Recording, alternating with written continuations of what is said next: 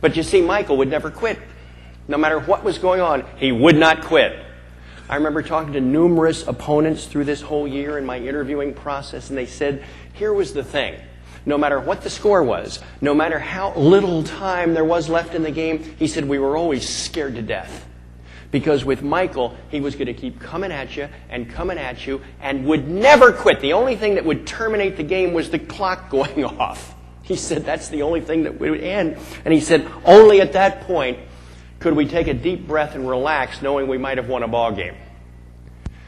Boy, I love that kind of drive. You know, you just are going to tunnel through issues. You're going to pole vault all over them. You're going to tunnel your way down underneath them, but you're just not going to quit. The owner of our team in Orlando is Rich DeVos, the co-founder of the Amway organization.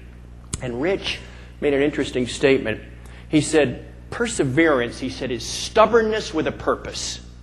In other words, you got a reason for hanging in there. You don't just hang in foolishly, but you stick with it because you see the finished product, you see the goal, and you just want it so badly, you're not going to quit. You probably have heard that story about Michael at Laney High School in Wilmington as a sophomore in high school. That was the year right before Thanksgiving. The varsity rosters were posted outside the locker room. Michael went down to check, and his name was not on it. He had not made the varsity. I interviewed that JV coach who said to me it was no big deal. He said no sophomore had ever made the varsity. But in Michael's mind, he had been cut. Oh, he was destroyed. He studied that list, looked at it up and down, alphabetically, every which way. His name was not there. And he went home, spent that weekend in tears up in his room.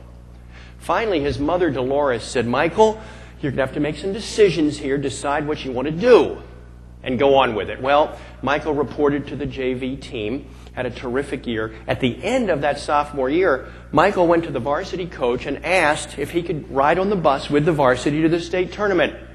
The coach said no, but they finally negotiated it out, and they allowed Michael to go with the varsity if he agreed to carry the uniforms for the varsity players into the gym. That's how he got on the bus. That summer, after his sophomore year, an interesting thing happened. Michael grew 6 inches. Now, keep in mind, the late James Jordan was about 5'9". Mother Dolores is about 5'6". Brother Larry is 5'8".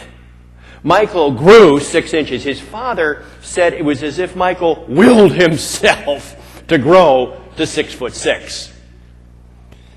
And it's a good thing he did. And it's a good thing he didn't quit. In fact, Derek Jeter, the Yankee shortstop, said, if Michael Jordan had quit in the 10th grade, he said they never would have named a shoe after him.